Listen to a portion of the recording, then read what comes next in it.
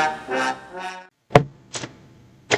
guys, hope you're having a great evening. Hey guys. This is Fred and Sheila of the Hatfield McCoy Museum and Adventures, or sometimes FS Investigates. And this will be FS Investigates, no doubt. Yeah. You may recognize that guy there in the background. Yeah.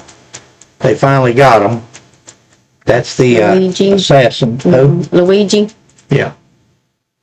Seen somebody there, they put on one of the videos or something, said, it wasn't Luigi. He was with me and signed it Mario. Yeah, Luigi and Mario, yeah. Mario. Like the game. Yeah. They got him. We figured they would. We actually figured he would commit. I figured, yeah, he would. Yeah, that's what we were talking about. And that may have been in his plan too. Yeah. Maybe where they took him by surprise, where they just walked in and he wasn't expecting them. He didn't have a chance. Mm-hmm. You know, he kept that. He still had his bang bang with him. Yeah. And that's hard to believe. You know, he's definitely not a professional, because exactly. If he was a professional, he would have got rid of everything, the license, the money. He would have discarded. He would have discarded everything he had. Yeah, because he had a fake ID and his regular license, and the fake ID that he used when he was in New York. Yeah. And some good police work on the New York City Police Department's part, as far as definitely getting the photo out of him, finding that one photo of him showing his face. Now, he wore that mask around. We seen where they said he wore the mask even in the room. Yeah. With his roommate. Where he stayed at. Yeah, in New York. Yeah. And he would lift it, move it around to eat. Said strange. His roommate said that he never took his mask off. Right. But yet he took it off for that girl and smiled. That's what got him. And the gun, we were incorrect about the gun. You know, why didn't anybody recognize him and call the police and tell them who he was? Because you know from that photo, somebody you knew and loved and grew up with or raised or anything else, you know that people saw that photo and said, whoa, that's... Yep. I mean, I guess it's where it's, family. Maybe. Yeah. Maybe they couldn't tell. I don't know, but it seems to me like there was a clear view of him there. I mean, and you can look at his eyebrows there. Oh yeah, those are definitely a very somebody paid attention to him. I didn't. Very noticeable. I didn't until they got him, and then they said, "Look at his eyebrows, how they stand out." And I'm thinking, well, yeah, baby, you was right about the gun. Go back. You was talking about the gun. We was talking about the gun. It's not a PTV. P9. Yeah. P and T. Yeah, however you say that. Okay, you can't. But it's actually called a ghost gun, which means that he made that himself. It was homemade. Yeah. Basically. Yeah, he made it off a 3D printer. Of course, he's IT and a couple of college degrees. Smart, smart fella. Very intelligent. Yeah. Top of his class when he graduated. Yeah. Valedictorian. So, and back to the gun, we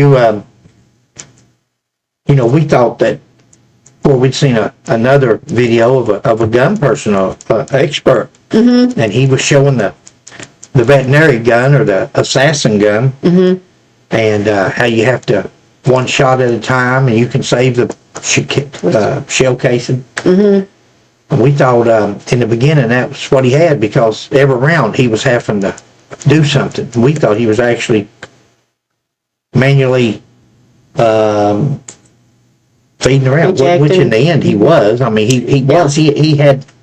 Yeah. And some people were saying, no, he's having malfunctions. He was having jams. He was tap rack bang. Well, he wasn't tap rack banging. He didn't have a stovepipe. He didn't have to clear it and all that. All he had to do was manually feed. And Sheila and I went back the night before they got him. We was watching. We found a better, clearer video, and you could see him ratcheting that slide. Yeah. And we said then, in fact, we went to one of our videos and put it in the comments that some of these people that was commenting that it was a semi-automatic. We believe they're right. Yeah. It looked like he was pulling that slide back, manually feeding around. Well, he meant to do that so that the other rounds would come out. Do you think so? I think he did. I think he wanted them to see the three, still read those, be able to read those very possible. 3 rounds. Very possible. I don't know why. And then maybe where he made the gun himself, of course, maybe it's not as good a quality as a... Yeah. Yeah, that could be it right there. Yeah, yeah. Guys, Sheila put some pictures here at the back, but there's one picture of him, and said he had back surgery. Mm-hmm. Looked like he had 4 pins put in his back. Had back surgery. I have to maneuver it around that area. Sheila have you a better picture there, but there's the pins. Mm-hmm. And which is something I can relate to. That was his. Here is mine. Fred had 3 pins put in They put 3 pins, the size of my little finger, screwed into my backbone. Yeah. Oops, there you go. Yep. And into there they are in a plastic mold at the doctor's office. That's what they look like. And those are the size of my little finger. And I'm a small fella anyway. And they screwed into my backbone and screwed into my hip and put those fusing my hip into my... Yeah. I had a guy got him in a rear neck restraint, just like Daniel Penny. And done it 1,000 times in 40 years. And I usually take them back to the ground, just like the Marine Corps teaches. You'll take them back to the ground, wrap your legs around them, and hold them there in a restraint till somebody come to you or get control over them. Yeah. On this fella, first one in all the years, like I said, there's only one way that I know of to get out of that hole, and that's if you're standing up to run somebody into the corner of a building or something sharp. Right to the backbone, just take off backwards. Ow. They'll let go. This fella here, That hurts me thinking about it. Well, it will. You'll turn loose. That's the only way I ever knew to get out of it. This fella here actually dove backwards, pushed backwards with me before I could let him down easy. He pushed back. I hit the ground. He fell on me. I fell on my gun. Yeah. I didn't have my gun belt on. I just had my gun down in my pants. And when he fell on me, my gun went into my hip, and you can see a slit in there. And cracked your hip, didn't it? That was 40 years though, but that was the last shift I ever worked. Yeah. I took him to jail. I went to the emergency room, and that was it. Yeah. This fella seems to be upset. They said he was in pain from back surgery and was scheduled for another back surgery, and something happened. All we know is what we read or hear or somebody says, so whether it's true or not. Right. But I can see his frustration if that's true, because I got hurt in 2018. It was 2020 before I finally had to get a lawyer. And I'd worked all my life. Went in the Marine Corps at 17 years old, worked in law enforcement for 40 years. And I wasn't one of those people wanting to get out of work. I loved my job. I had it made. I planned on working for a lot of years, either bailiff or school resource. There was all kinds of jobs you could do as an old police officer. And I had plans, but that put a stop to my plans. Yeah. But workers' comp fought me for 2 years. I finally had to get a lawyer. And the lawyer went to the judge, and the judge ordered workers' comp to take care of the surgery 2 years later. 2 years. And they did the surgery, and then they wanted to, it didn't work, and they wanted to do another surgery, and I scheduled for it. Then I canceled. But that's the thing about back surgery. You keep wanting to go. A lot of people have surgeries over and over and over to try to, you keep hoping and praying. This time it will fix it. This time we'll do it. Maybe one more time. Maybe if they do this, maybe, and then you realize that maybe that's what's paying for that Mercedes out in the parking lot too.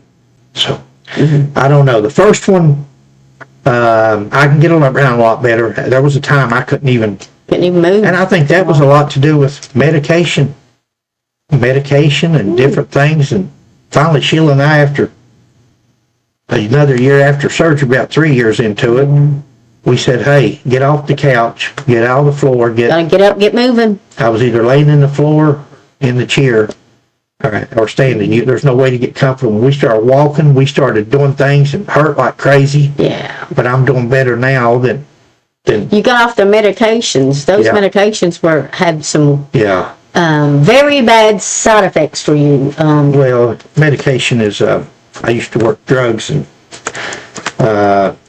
anyway, moving on. So I can feel his you can understand frustration now. That don't justify what this young man did. Definitely doesn't. Don't justify it, but I can feel his frustration because you fight and you fight and you fight. Besides fighting for trying to get something that I paid into workers' comp and the company paid into workers' comp, police department, all your life, and you finally need it, and then they want to fight you at ever. And it does get frustrating. And besides that, the medication, you're on meds. You're not thinking. You're not thinking correctly. Nope. You're frustrated. So I feel his pain in that part. It doesn't excuse what he did. But no, definitely, certainly does not excuse it. Judges. So but you know about the back pain. We know all about it, and we know what it could cause. You can understand that. Unless you've been through it, right? You probably wouldn't understand it. Right. Right. The pain, the second guessing. You're disappearing on the screen. I'm sorry, baby. I don't want to cover him up there. Yeah. You're talking about this pain and second guessing. Kudos to the woman at McDonald's. Yes. For recognizing him, how she done that with that, which, I guess where he had the mask on, maybe he looked more like he did in the photo with the mask on. Sure, that was. New York City Police Department done an excellent job. Just even the picture that they showed, I think the lady should be on TV. I think that's the hero. The person that's what I got mad when Sheila found Mr. Couch over there and Kentucky State Police Commissioner and the Public Relations Officer stole a little bit of attention was there, and after she did everything she did for 6 days. But this lady at McDonald's is a true hero. She's the one that looked at the photo, paid attention to it, and good job. And didn't care. It's like Sheila and I, when we were over that hill, we were broadcasting live, and Sheila said, I smelled something real bad, and it's and I started to call the state police then, 911, and I thought, well, let's wait. Make sure. It may just be a dead end. Let's wait, because you don't want to make a call, and I can see her thinking, do I really want to call 911? Do I really want to get the cops here and then be wrong? Yeah. She did it anyway, and it paid off. Good for her. So, good work to the New York City Police Department. We're glad it's over. We're glad they got him. Guys, I don't know, he still had the bang with him. Yeah. And in that paper, Sheila, he wrote, and he says, these. Manifest or something, I called it. Yeah. And he says, these. And he refers to as plural. He's only parasites or something. I think he did, but parasites, and it was plural. And he only offed one person at this time. Yeah. We think maybe he wasn't done yet, because that was in his writing. Was he going to make a last stand? Was he going to let the police finish him off? But he talks in plural, like there was more than one that he was going to. So they may have, the lady at McDonald's and the New York City Police Department may have fouled that up, which is great.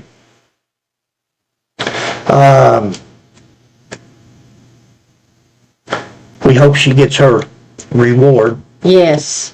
We hope she gets finally, and on every one of our videos, on the comments, just about, if you look back through them, somebody's always asking, did you get the reward? Did you get the reward? I don't want to be nosy, but did they pay the reward? And then there's somebody on there always that says, oh no, they didn't get but this, they didn't do that, they were supposed to bring them in alive, and yes, the what was it, Sheila? You got 10,000 from the mayor of London. Mayor Whittle. Mm-hmm. And 15,000 from the Crime Stoppers and United Way of Laurel County. That's right. And then just the other day, the United States Marshals Service paid the other 10 for a total of 35. Exactly. And they had some red tape to go through, and the government, but they finally got theirs, and nicest fellas as it was. People, yeah. Yeah. So we appreciate that. Yeah. Well, the funny thing is that 10,000 we spent on our vehicle right after that, so I had to put a motor in the vehicle. Yeah. Thank the Lord we had it. Exactly. Thank you. Okay. Do you want me to play the video here that we got? Yeah, if you don't care, let's play that. Okay. And guys, I'm sure by now y'all probably up on the news on this fella. Yeah. But Sheila had this video to go out, and we thought she'd made it public, but she hadn't. And we thought the video was out, but it wasn't. So we thought, well, let's just add on to it a little bit. So anyway, here's the story on that. Okay, here we go. If you haven't seen it or haven't seen this segment. Oh, I'm sure they have, but we'll just give an update now in the killing of the United Healthcare CEO Brian Thompson. A man who matches the description of the gunman has now been taken into custody in the state of Pennsylvania. Alexis McAdams has the update. Alexis. 5 hours away. Yeah. Hey, Harris. Well, we never know exactly how quickly these things are going to move. All morning I've been in Central Park as these dive teams have been doing everything they can to find what I was told was the weapon because they couldn't track it down. Now investigators and NYPD police sources, Harris, telling Fox News that they believe they found a man who matches that same description of the gunman who killed that CEO in Midtown Manhattan. They found him at a McDonald's in Altoona, Pennsylvania. Okay, that's like a 5-hour drive from where we are right now. We knew that the person of interest had possibly hopped on a bus and fled town. Now we're being told they believe they have that person of interest in Altoona, Pennsylvania. So we kind of talked about this earlier when I checked in with you. Person of interest, suspect, they're keeping it at person of interest right now, and they're just saying he matches the description. But not only does he match the description for people watching at home, he also, according to investigative sources who are telling Fox News, he had the weapon they believe was used in this murder in his pocket. So this is what happens, I'm told, from police, and it's still developing. But this person's at this McDonald's in Altoona. We've been putting these pictures out all across the country because it's been a nationwide manhunt. So they've been asking people, do you recognize this man in the photo? We want to talk to him. We think he was linked to this ongoing investigation. Well, somebody, Harris, said that McDonald's in Pennsylvania recognized him, called it into local police, and here we are right now. So if this ends up panning out and they are going to question this guy in Pennsylvania, we could have a huge break in this case. This comes as that CEO's having a private funeral right now in Minneapolis area where he was from. He was just in town for business where he was gunned down. Back out here live, the question is, what's the motive at this time? Could it be linked to his job? Yeah. What exactly was Alexis, that all about? I want to bring my team in who's with me now so we can kind of work through all of the great reporting that you've just done. A suspected assassin was located, seen, witnesses were able to make a match at a McDonald's in Pennsylvania. And so, Andrew, I come to you first because he'll be extradited back to New Jersey. I don't even know if you call it that because we basically have like one state down shore. Like Jersey Shore, like as you go far south in Jersey, it is Pennsylvania. So talk to me about what happens next to him. Well, he'll be undoubtedly extradited to New York. We have to make sure it's the right suspect, right? They have pieces right now that suggest that it's him. They're going to bring him back here, and then the prosecution begins, and that's a slow process. We can anticipate an indictment and other pieces along the way. How impressed are you by the fact that we didn't hear much about the DNA on the bicycle? All the places that we know there would be DNA. Even if he had on gloves, he had to sit. Right. He was doing all sorts of things. And leaving the backpack behind. No matter how careful you are, you're not perfect as a human being. How impressed are you that none of that really leaked into the public? None of what they were finding. And I know you don't want it to, but sometimes people find things out. Does that make this case against him stronger? Well, I think there's going to be a lot more that we learn about what the police actually had access to that they didn't let us know about. I'm most interested to hear if there's accomplices or other people, either before the fact or after the fact, that are somehow involved. And that could be something that the FBI or the DOJ gets involved in, he may be looking at criminal prosecution both in New York as well as federally if he's committing crimes across state borders. How does Minnesota come into play? That United Healthcare CEO, Brian Thompson, shot in the back, assassinated outside the Hilton Convention Hotel in the middle of Manhattan. And you heard our report. You know, guys, that's something that Sheila and I talked about.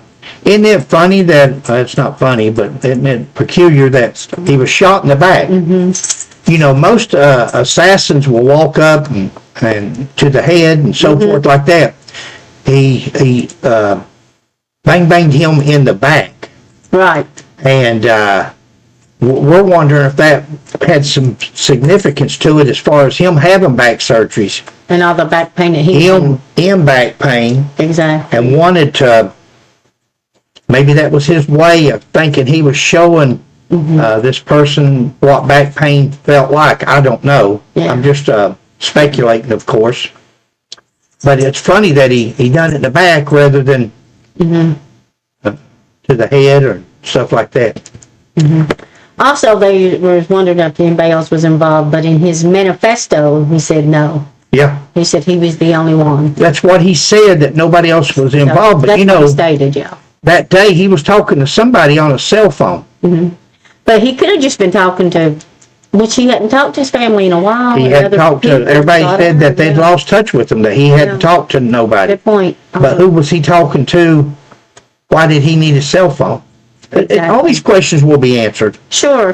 This young man, I believe he'll talk eventually. He's got something to say, and it seems to be about the medical field, the insurance field. You know, I read where his family owns a couple of country clubs, yeah. nursing homes, families into the medical field and different things. Right. And but somewhere along the way, I heard that they took him off of his parents' insurance or something, or that he wanted to do this on his own or something. I don't know. Well, it's all speculative at this time. It'll all come to the light. Hopefully, you know, it will come to light. Hopefully, it's sad, but hopefully insurance companies and people will take notice and say, hey, maybe these are human beings we're dealing with here. These are human beings that's got real life medical problems. And again, Sheila and I, one of our favorite movies is Denzel Washington with John Q. Where he's got the little baby, the little boy, and he's dying. Yeah. And he needs a transplant, and HMO or whatever won't pay for it. And he takes drastic measures as a father at the end. Again, I'm not taking up for this fella and justifying no way for this guy. No means. But I know what back pain's like. I know what fighting with insurance companies is like. And medication is like. Didn't you say that United States had the highest cost for insurance or something like that, and that the life expectancy, we were 42nd?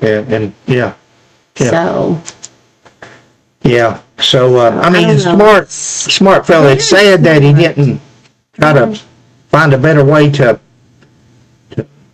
go about this. And again, that may have a lot to do with meds.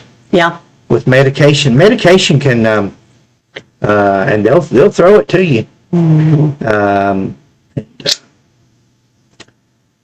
All right, babe, I think that's it for me. Well, I feel sorry for everybody involved, all the way around. The gentleman who lost his life and this gentleman here. There's something going on there. So all their families. His families. He's not thinking, his families. Their families. He's not thinking rationally. Now, whether it was induced through chemicals or medicine or whatever, but or pain. Or pain. Yeah. Again, he could have been going to go out by a police officer. He just didn't. The way they come in there, and he just wasn't expecting it. And they got him by surprise before he could get. I heard that lady on that news said he had his bang in his pocket. That's not what we're hearing. We're hearing that it was in his backpack. In his backpack. that he had with him there. Not the one that he left Yeah. behind. He got him another backpack from somewhere, didn't he? Mm-hmm. Said he had $8,000 Yes. in cash. Let's see, was it 8 in cash and then 2,000 in like Another country's euros currency, or yeah. something? Yeah. So he had two different kinds of He cash. still had the fake ID that he used in New York. Mark. You know, something.